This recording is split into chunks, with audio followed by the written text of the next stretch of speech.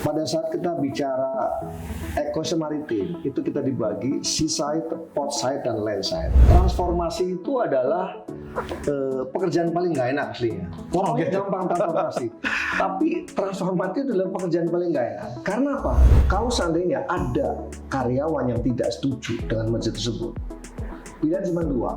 Dia mungkin tidak paham atau punya understanding yang lain, atau punya maksud yang lain.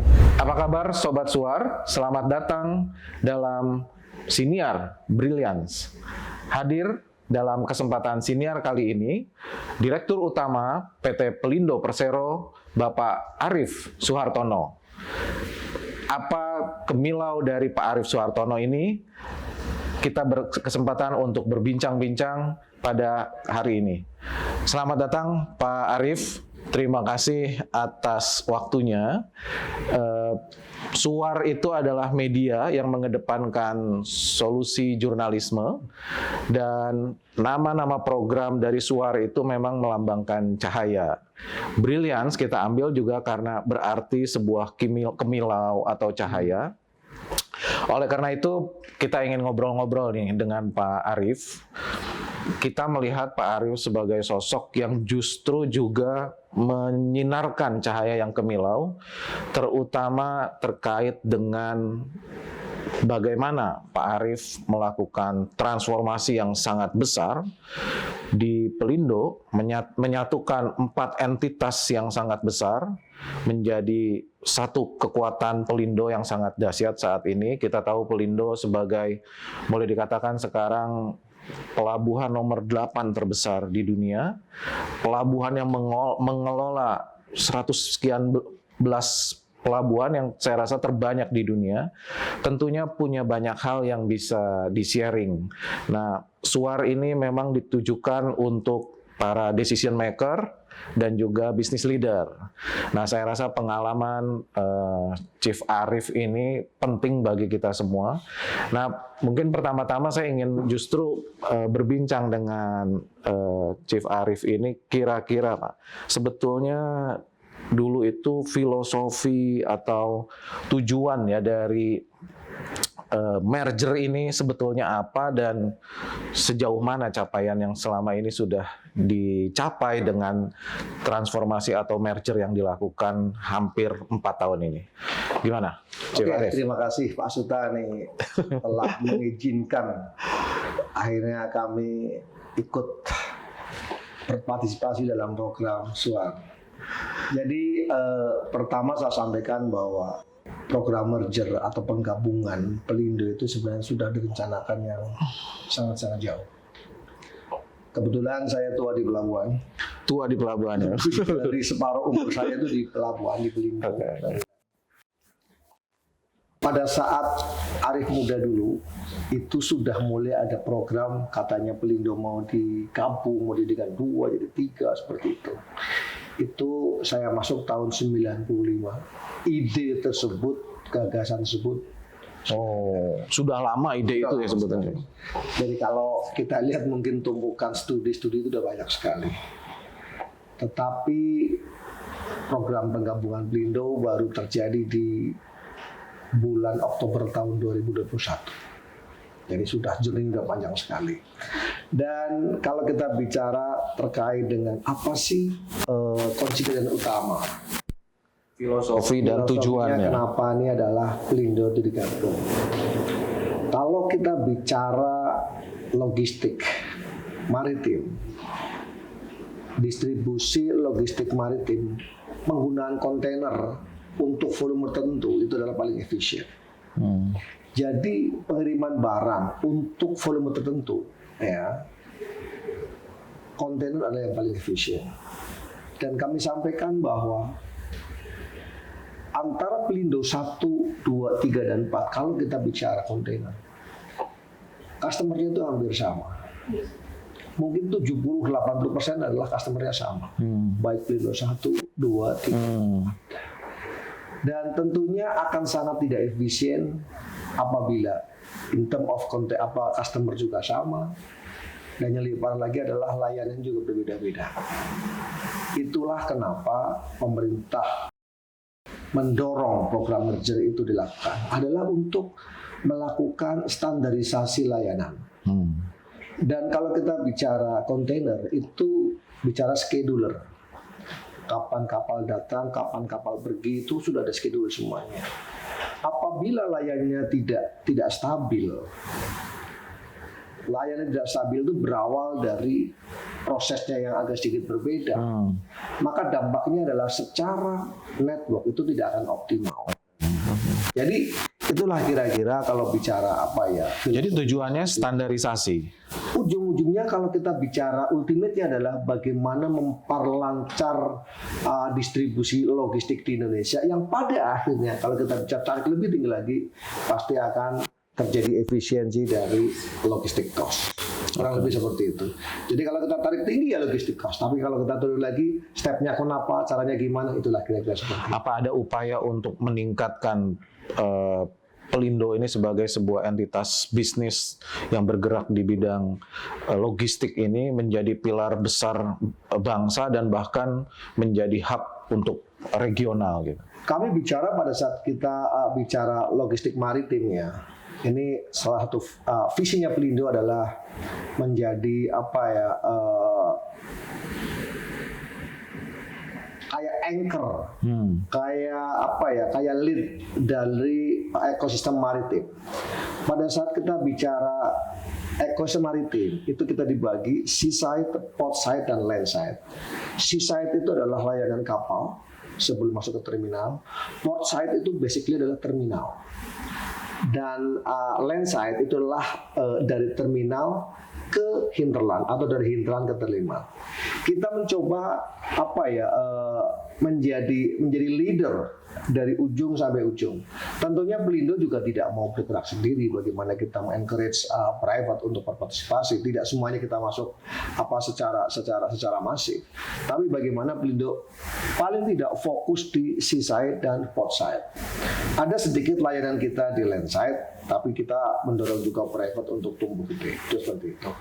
Yang kedua, kalau kita bicara kontainer, Pelindo itu market share-nya itu sekitar 95%. 95% nasional. Sekitar 90%. Artinya Pelindo di sini memang sudah menjadi apa ya? Kalau kita bicara kontainer, tidak ada lain kecuali Pelindo lah. 95% itu udah 100%. Jadi bagaimana apa ya Pelindo membantu kelancaran logistik tingkat nasional, yaitu adalah perbaiki layanan. Tetapi bagaimana Pelindo ke depan? Tentunya pada saat kita pengen meningkatkan Pelindo in term of container adalah dengan memperlebar geografi kan. Kalau cuma Indonesia sudah 95%, artinya harus memperlebar dari wilayah yang ada. Kira-kira seperti itu.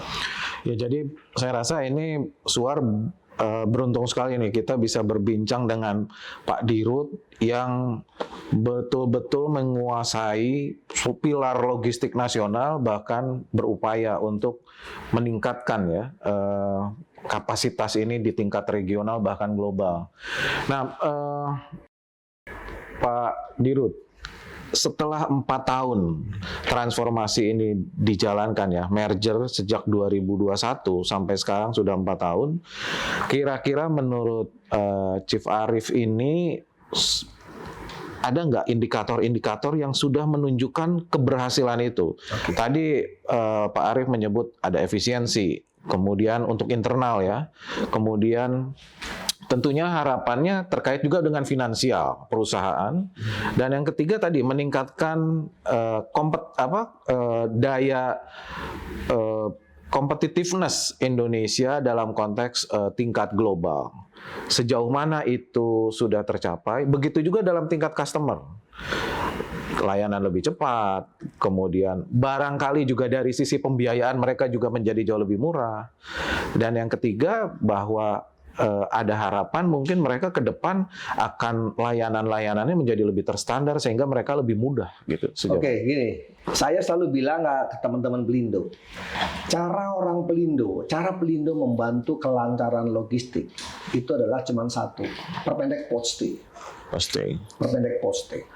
Pada saat mungkin saya sampaikan adalah simple, perpendek port stay. Saya kepada internal Pelindo dari tingkat atas sampai ke bawah Pokoknya kita harus fokus perpendek post-stay, perpendek post-stay, perpendek post-stay. Mungkin kata-kata saya itu adalah kata-kata yang simpel sekali, perpendek post-stay. Tapi sejatinya ini adalah transformasi fundamental kepelabuhanan. Karena apa? Dari people-nya, dari organisasinya, dari infrastrukturnya, dari suprastrukturnya, dari prosesnya. Ini harus ditransform semua untuk menjadikan port stay itu pendek. Dan seperti tadi saya sampaikan, namanya kapal itu scheduler. Port stay pendek itu bukan kadang-kadang lancar, kadang-kadang tidak. Harus stabil. Harus stabil, karena scheduler, kapan datang, kapan pergi.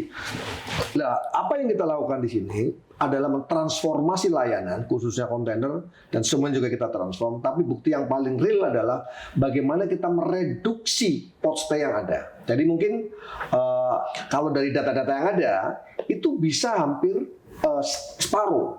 Separuh lebih singkat. Ada yang tadi katakanlah saya standarnya 3 hari, itu bisa sampai 1,5 atau bahkan 1. Tentunya itu berbeda tergantung maturity levelnya dari masing-masing terminal. Kalau di timur memang cukup ada disparitas yang tinggi antara barat dan timur. Timur itu terus terang aja itu reduksi postnya itu cukup ekstrim. Di timur ya? Betul. Itu kenapa? Seberapa ekstrim itu secara angka? Sampai 50-60%. Oke. Karena productivity-nya itu naiknya tinggi. Katakanlah gini, sebelumnya paling-paling 10, ini bisa kita dokter sampai 25. Artinya apa? Itu lebih dari peningkatan 100%. Ya. Ini dampaknya postnya itu turun. Nah itulah saya bilang sejak merger, langkah pertama adalah perbaiki layanan melalui transformasi operasi. Nah ini terjadi, dan the beauty dari transformasi ini adalah meningkatkan productivity, at the same time itu meningkatkan capacity. Karena apa? Pada saat contoh postnya bisa kita tekan ke bawah, ya, maka kapasitasnya langsung meningkat. Ada angkanya Pak kira-kira? Ada. Jadi mungkin gini, Sorong, katakanlah Sorong. Saya di sini nggak ada apa angkanya, tapi lebih dari 50%. Lebih dari 50%. Sorong, Jayapura, Ambon, bahkan even kayak Belawang, Medan pun terjadi improvement yang luar biasa. Nah ini adalah poin-poin yang bisa kita sampaikan, nanti mungkin bisa saya share datanya, bahwa untuk daerah-daerah timur itu lebih dari 50% peningkatan sehingga prosesnya turun. Memang di sini kami juga banyak yang masih perlu kita perbaiki karena memang alat-alat juga cukup tua. Kami mencoba untuk melakukan investasi secara hati-hati. Tetap aja kita melakukan improvement, tapi bagaimana kita melakukan optimalisasi atas aset yang ada, aset yang idle, aset yang less utilized, kita coba relokasi ke tempat-tempat yang lain sehingga kita coba seluruh area Pelindo itu performasinya itu bisa meningkat. Nah, tapi Pak Dirut, pasti pertanyaan dari Sobat Suar yang bisnis leader itu, efeknya secara finansial bagi perusahaan setelah merger itu seberapa signifikan? Gini Pak, kami tuh sampai dengan 3 tahun post merger ada value creation mungkin sekitar hampir 6,7 triliun atau berapa, saya nggak hafal angkanya ya. Itu dibagi 2. Ada dari perbaikan layanan tersebut, terjadi efisiensinya turun, dari sisi komersil juga naik. Tetapi yang kami paling gede itu adalah terkait dengan efisiensi dari financing cost. Karena pada saat sudah bergabung 1, 2, 3, 4, kemampuan finansialnya meningkat, maka kita coba merestructure atas apa-apa yang menjadi beban di Pelindo X, Pelindo 1, 2, 3, dan 4. Dan di sini terus terang aja, kami setelah merger mungkin tahun ketiga, kami spending mungkin sekitar 40 triliun, di mana kita melunasi sebagian utang mungkin sekitar 13 triliun, investasi mungkin sekitar 23 triliun, dividen mungkin sekitar 4,5 triliun. Jadi itu 3 tahun sekian itu sudah sampai ke level itu gitu loh. Dibandingkan dengan sebelum merger? Apanya maksudnya? Yang tadi jadi sebelum merger kami itu setelah merger dalam waktu 4 tahun tersebut, kurang dari 4 tahun, kita melunasi utang ada sekitar 13 triliun. Melunasi utangnya 13 triliun. Investasi adalah sekitar 24 triliun dan dividen. Artinya apa? Kita coba. Artinya creating value-nya besar sekali. Betul. Jadi secara finansialnya sangat kuat, sangat sehat Pelindo. Oke. Kira-kira gitu. Nah, saya rasa ini kita masuk ke topik berikutnya ya Pak. Jadi Transformasi itu banyak yang mengatakan ya mudah ya dari sisi kata-kata Pak. Transformasi. Tapi pada pelaksanaannya kan tidak mudah Pak. Justru. Apalagi saya melihat Pelindo itu kan dari sisi areal sangat luas, kemudian kompleksitas jasa itu yang sangat luar biasa berat ya. Kemudian, nah ini saya rasa di sini kita ingin belajar ini dari Chief Arief ini soal kepemimpinan. Melakukan sebuah transformasi yang sangat transformasi struktural, tapi juga kompleks.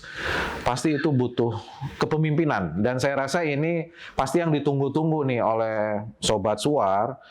Begitu saya berkesempatan berbincang dengan seorang dirut yang boleh dikatakan menjadi dirut di BUMN yang sangat paling strategis saya rasa sekarang ini. Kemudian dengan skala dunia usaha yang sedemikian besar, menyatukan 4 entitas yang sangat besar, itu kan masing-masing sudah punya DNA biasanya.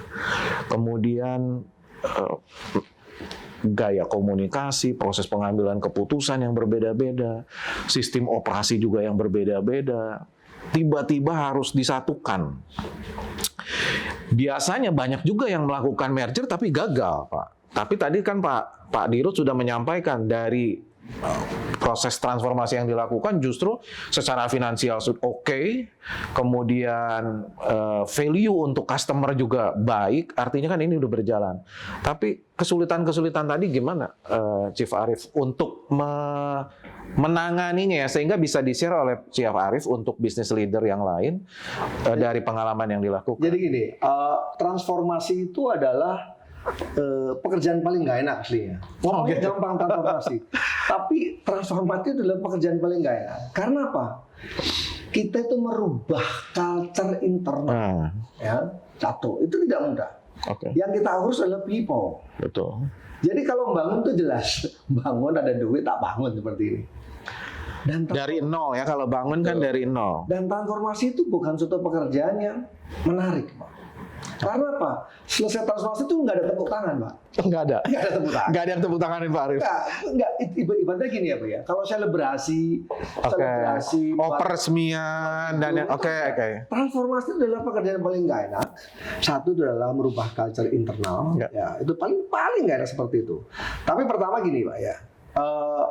Kami harus edukasi ke semua level bahwa kenapa pemerintah melakukan keputusan untuk merger seperti ini. Kami sampaikan adalah terkait dengan perbedaan layanan yang berakibat pada poste yang tinggi dan lain sebagainya seperti itu. Kami harus pahamkan mereka dulu ya. Terus disitulah terjadi diskusi, awal-awal diskusi kita biarkan. Selalu Pak namanya X1, 2, 3, 4 merasa paling hebat, iya saya itu standar Pak, standar seperti itu. Biarkan mereka mereka berekspresi dalam diskusi. Tapi pada akhirnya kita mendapatkan konsensus, seperti ini. Sebagai contoh Pak, namanya terminal operating system saja. Pelindo 1, 2, 3, 4 cuma 4 Pelindo, itu lebih dari 5, lebih dari 6 mungkin Pak. Padahal entitasnya 4. Ada 4. TOS-nya 5, 6. Lebih dari 5, 6 kayaknya lebih kayak itu. Seperti itu lah. Kami coba diskusi. Kami diskusi di sini dan kita ini open discussion, semuanya itu boleh bicara seperti itu. Tapi kita mencoba untuk cari referensi. Pada saat kita menyampaikan kepada orang dan dia tidak melihat referensi yang mau kita tuju, maka merasa bahwa udah hebat, udah cukup seperti itu. Jadi diskusi-diskusi itulah yang harus kita lakukan. Dan saya sebagai seorang dirut itu harus paham sampai ke level mikro. Kan kadang-kadang ada yang bilang, dirut itu hanya managing people aja nih. No, dia bilang. Saya harus masuk ke level yang sangat-sangat detail. Sehingga apa? Pada saat saya memberikan direction, memberikan satu advice, menyalahkan itu gampang Pak. Tapi yang harus dilakukan adalah kalau seandainya ada sesuatu yang kurang pas, dikasih suggest, kamu seperti ini, seperti diajarin seperti itu. Lah, ini yang kita lakukan, yang pada akhirnya banyak sekali diskusi. Misalnya contoh terkait dengan ERP.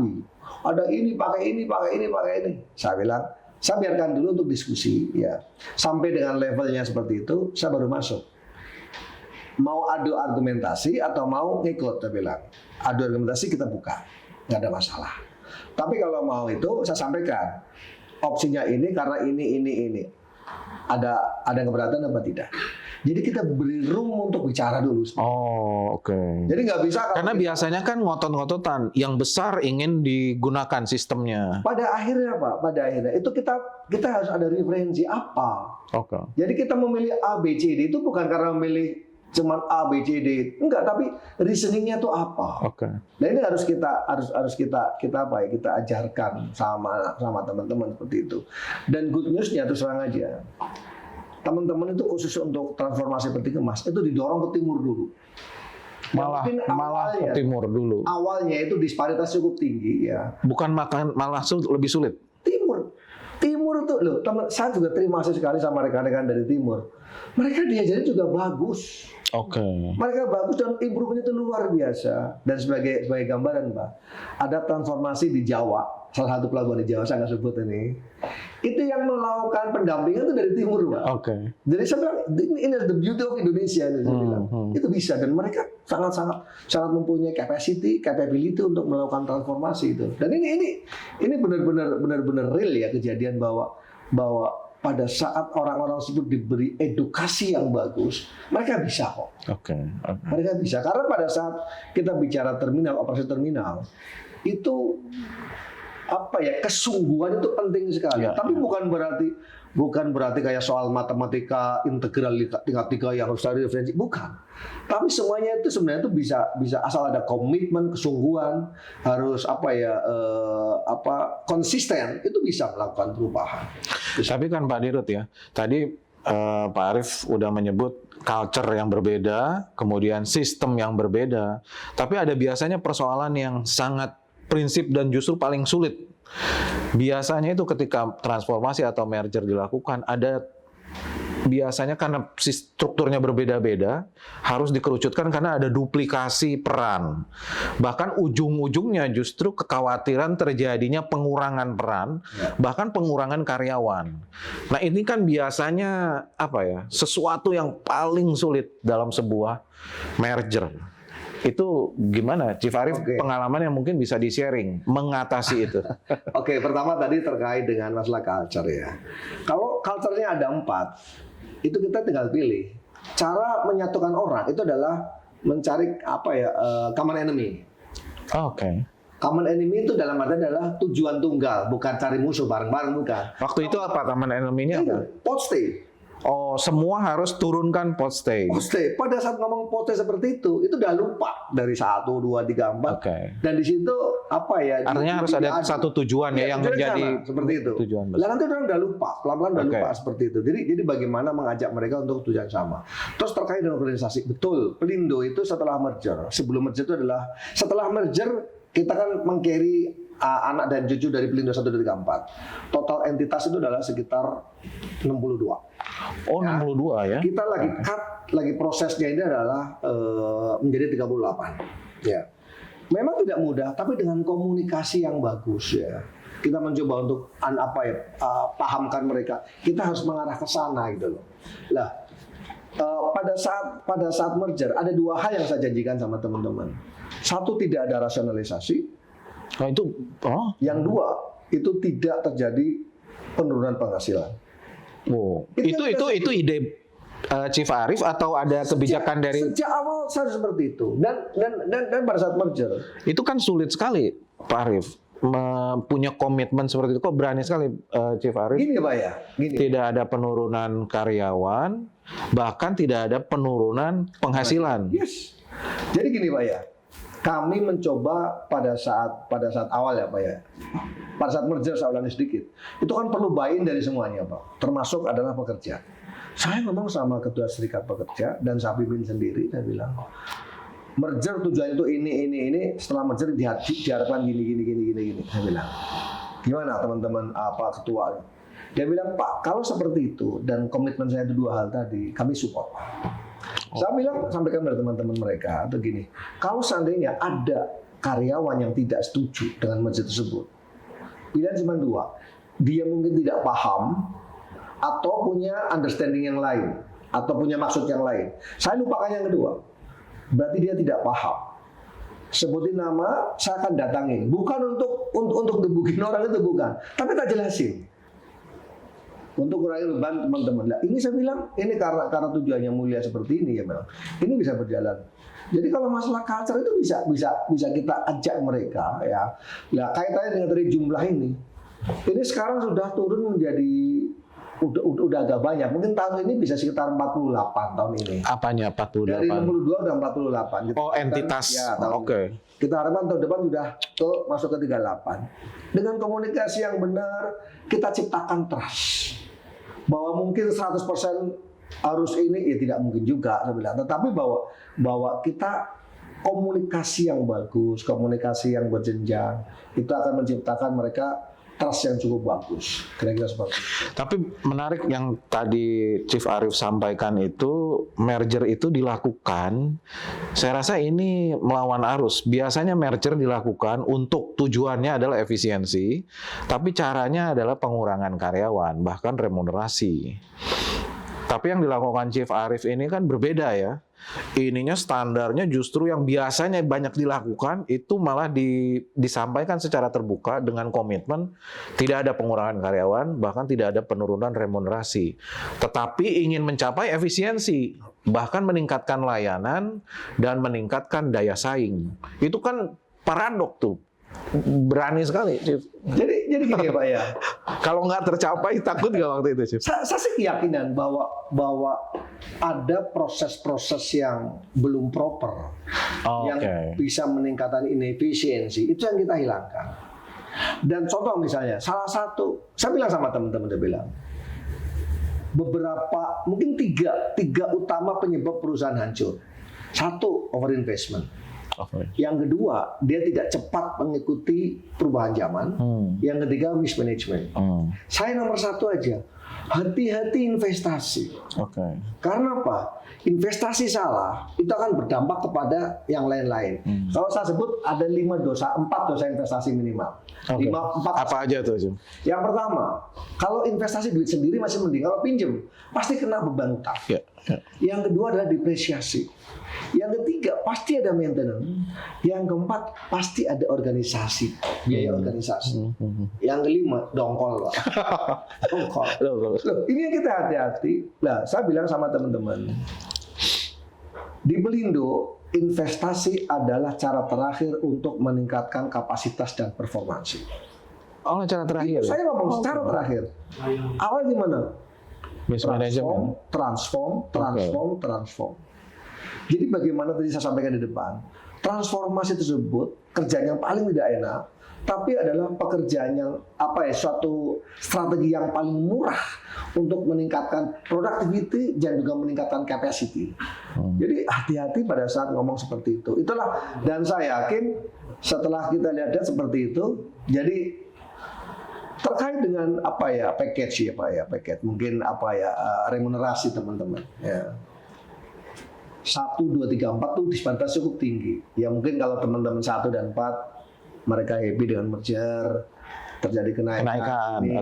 Tapi yang di atas ini, yang karena udah cukup gede ditahan. Ya itulah. Ini yang komitmen sama teman-teman. Makanya selalu saya bilang bahwa keberhasilan merger Belindo salah satunya adalah support dari teman-teman sekitar untuk bisa memahami seperti itu, loh. Tapi selain remunerasi, Chief, ada juga yang biasanya sulit adalah jabatan yang hilang. Ya kan, karena merger dikerucutkan menjadi jauh lebih efisien, lebih simple.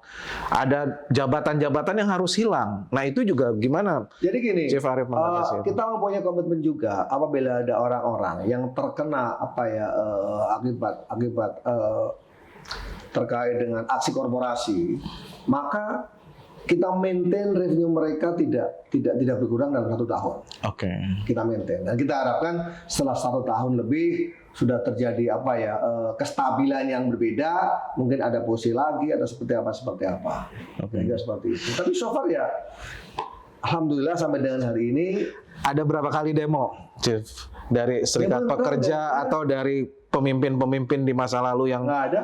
Nggak ada sama sekali? Alhamdulillah, nggak pernah ada demo. Padahal waktu itu 64 entitas. 62 entitas, berapa karyawan?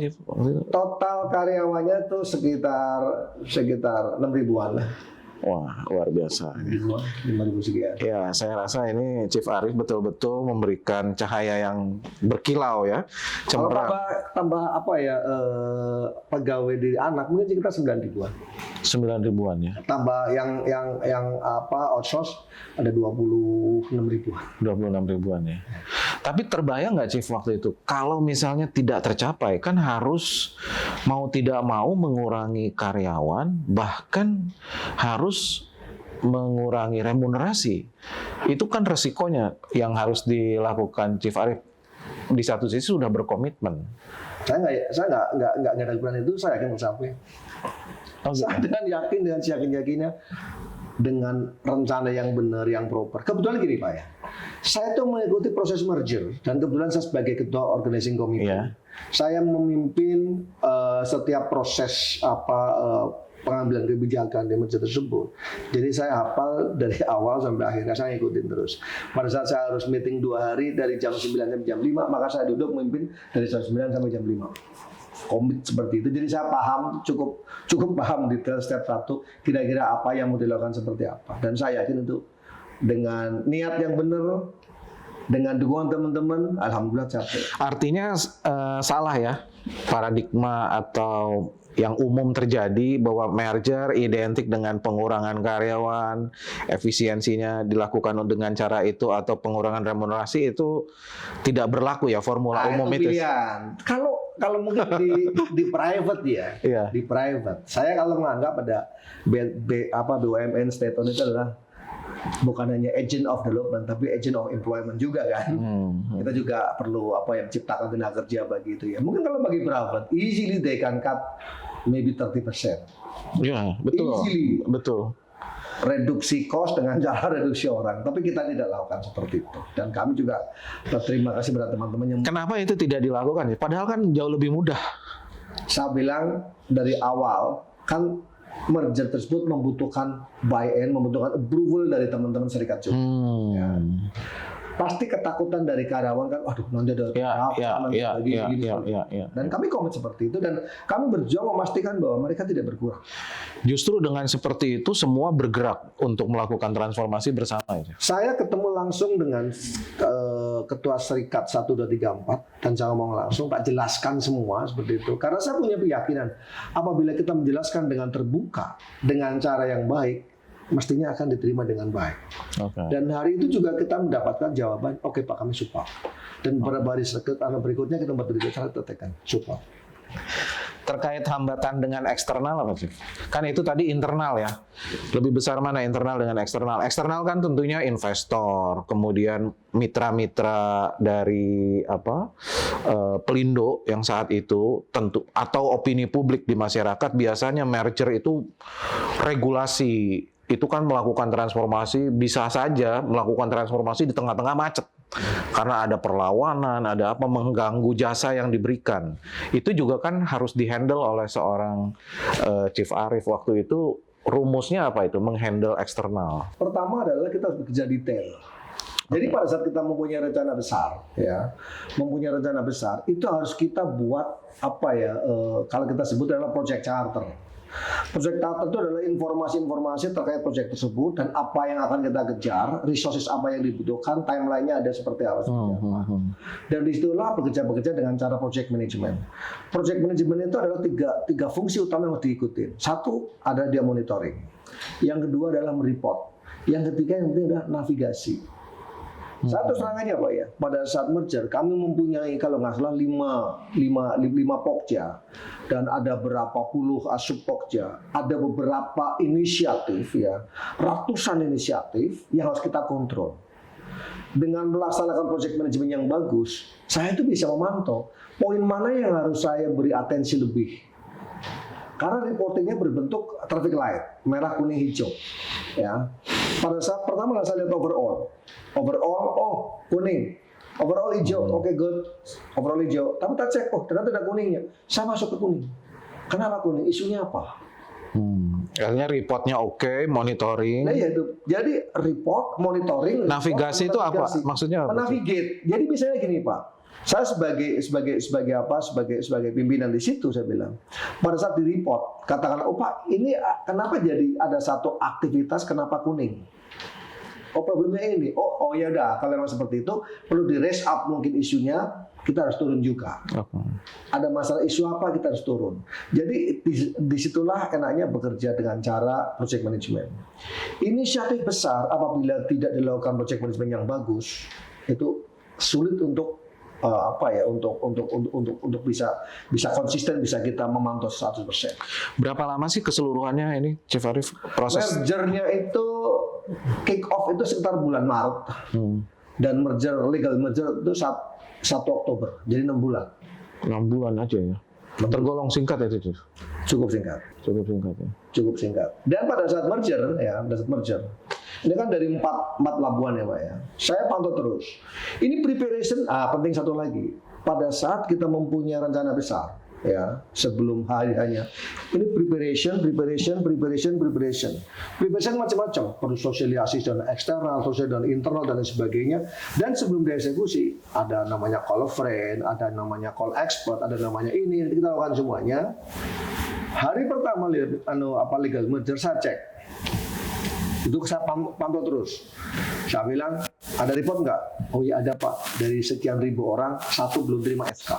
Karena pada saat hari pertama, itu praktis orang itu sudah mendapatkan SK sebagai pelindung dan posisinya di mana. Jadi 4 entitas hilang, sekarang jadi namanya PT Pelindo, dan setiap orang itu harus mendapatkan SK penempatan dia menjadi sebagai pelindung, posisinya di mana. Dan hari itu hanya 1 yang belum terima. Saya bilang satu toh, oke, fine, beres it. Saya cek eksternal customer. Saya bilang satu hal lagi, tidak boleh ada kebingungan dari pihak eksternal, tidak boleh.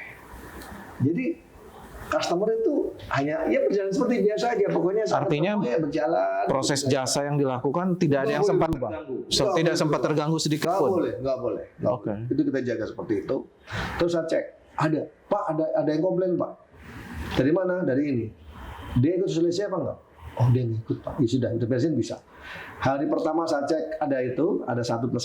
Hari kedua aman, 3 aman, seminggu aman. Jadi penting ada inisiatif besar itu adalah satu project management, yang kedua itu adalah istilah itu hypercare, Pak. Pada saat awal-awal mungkin seminggu, sebulan pertama itu kita kontrol bener. Ya sistemnya lah, apanya, semuanya seperti itu. Akhirnya ya alhamdulillah. Kalau pembelajaran dari Chief Arief ini, kira-kira kesalahan yang biasanya dilakukan ya dalam proses merger.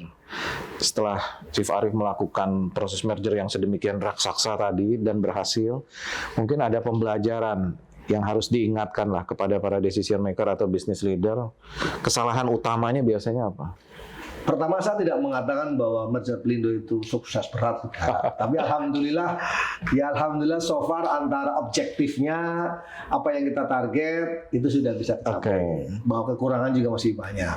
Saya paling perlu mungkin sedikit advice bagi teman-teman yang meter. Satu, objektifnya harus clear, Pak. Objektifnya clear. Ya, problem statement-nya harus clear. Jadi itu harus di-clearkan dulu, dan itu harus menjadikan common understanding. Oh ternyata ini harus karena pada saat kita sudah ketemu objektifnya, problem statementnya, maka kita akan kesananya itu sama-sama tahu saya mau ke sana. Itu yang pertama.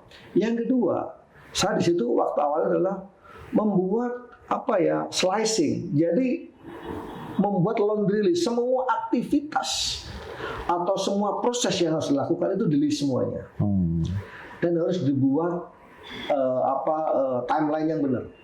Ya. Yang ketiga, lakukanlah project management yang benar tadi, Pak. Sekarang ini Pak ya, kalau sudah punya problem statement gede, terus turunan menjadi list of activity ya seperti itu. Ini harus kapan, selesai kapan, seperti itu. Terus ada project management yang melakukan monitoring atas rencana tersebut, ya, dan dilakukan monitoring secara berkala. Kira-kira kalau seperti itu, oh ini hijau, berarti kan berjalan semuanya. Oh kuning, harus di raise up. Oh merah, harus di raise up. Nah, pada saat kita melakukan monitoring seperti itu, mestinya teoritisnya itu bisa akan berjalan dengan bagus. Dan di situ satu terang aja, saya selalu komit untuk ngelit ya. Tadi saya sampaikan kalau rapat 2 hari jam 5, jam 9 sampai jam 5 saya duduk di situ ya ngelit. Oke. Saya harus seperti Di itu. situ peran dari leadership di situ ya. Chief, yang terakhir saya rasa yang penting mungkin untuk audiens atau Sobat Suar ini ke depan. Kira-kira apa yang akan dilakukan oleh Pelindo yang punya misi menjadikan ekosistem maritim yang terintegrasi tetapi juga mengglobal, dan sejauh mana kira-kira peluang untuk kerjasama dengan dunia usaha yang ada di Indonesia ke depannya seperti apa? Pertama adalah saya untuk strateginya ya, perbaiki domestik ya. Terus yang kita lagi dorong adalah bagaimana kita berkompet dengan sebelah tetangga-tetangga. Penting kalau kita bicara connectivity. Connectivity itu adalah berapa negara yang terkonek dari satu pelabuhan. Ini yang perlu kita jadi awareness kita semuanya. Di Pelindo yang paling gede adalah Tanjung Priok. Kalau kita bicara ekspor impor manufaktur pasti kan kontainer. Ya. Di Priok itu hanya terkonek directly itu cuma 5 negara. Singapura 140. Malaysia lebih dari 50. Artinya apa? Secara teoritis barang kita akan lebih lama untuk mencapai tujuan dibanding dengan tetangga kita. Ya. Selalu saya sampaikan atau sering saya sampaikan kepada teman-teman, bagaimana cara mengkonek Indonesia secara ekonomi ke dunia global adalah transit. Transshipment itulah yang harus kita dorong. Jadi total traffic di Indonesia sekitar 18 juta sekian, 18,5 atau internasional mungkin sekitar 8, sekian juta. Ya. Dari 8, sekian juta itu sekitar 2, lebih 2, something, 2,1, 2,2 mungkin transit di Singapura, sekitar 600 di transit di Tanjung Belepas, yang sekitar 300 adalah transit di Portland. Ini yang harus kita pikirkan ya, dan Pelindo sedang mengarah ke sana. Kita harus membangun pelabuhan transit itu seperti itu. Biar apa? Connectivity Indonesia ke dunia global itu jauh biar lebih bagus. Kalau kita transshipment pasti akan meningkat. Yang dari 5 ya katakanlah mungkin 10, 15, 20, 30 sampai dengan banyak lagi, semakin besar semakin banyak seperti itu. Ini adalah strategi yang harus dilakukan. Adalah step kedua untuk bicara Pelindo mau kemana. Kita harus compete dengan tetangga. Step ketiga, kita pasti harus masuk ke global. Dan yang akan masuk ke global itu bukan Pelindonya, tapi subholding peti kemas. Kalau Pelindo kan port operator. Kalau subholding peti kemas adalah terminal operator. Yang akan kita dorong itu adalah terminal operator. Jadi harus dibedakan antara port operator dan terminal operator. Yang akan kita dorong sebagai menjadi vehicle-nya untuk go global itu adalah terminal operator. Yang hari ini yang mungkin lebih siap itu adalah subholding peti kemas. Tingkat layanan mereka sudah comparable dengan pelabuhan besar. Sistem yang digunakan comparable dengan terminal-terminal besar. Jadi kira-kira seperti itu. Peluang kerjasama yang bisa dilakukan dari unit-unit usaha di Indonesia ini terhadap Pelindo kira-kira ke depan apa Pak? Kami sangat-sangat open di 4 subholding, peti kemas, non peti kemas, marine dan logistik itu sangat-sangat terbuka juga. Kita juga kolaborasi di Medan itu juga kita kolaborasi, di Jakarta kita kolaborasi, dan cukup banyak kita kolaborasi di mana Bali yang non kontainer yaitu marine itu juga kolaborasi dengan swasta. Oke, terima kasih Chief Arief atas sharingnya. Sobat Suar, demikian sharing dari Direktur Utama PT Pelindo Persero, Arief Suhartono, yang sudah menjabarkan sekian banyak kiat-kiat atau jurus-jurus untuk melakukan sebuah transformasi yang sangat besar dan sangat kompleks, tapi dilakukan dengan sangat baik dan membuahkan hasil juga yang luar biasa. Saya rasa sharing ini menunjukkan bahwa inilah yang telah dilakukan oleh Chief Arief, dan tentunya ini menjadi kemilau atau cahaya yang cemerlang bagi kita semua untuk menjadi bekal melakukan transformasi dunia usaha ke depan menjadi jauh lebih baik. Terima kasih untuk Sobat Suar, ikuti terus Siniar Brilliance di suar.id. Dan terakhir Chief, kita punya ucapan untuk yel-yel untuk Sobat Suar. Jadi kalau saya mengatakan, Chief Arief, nyalakan Suar. Chief Arief langsung katakan, nyala kakak. Gitu. Nyala kakak. Nyala kakak. Oke.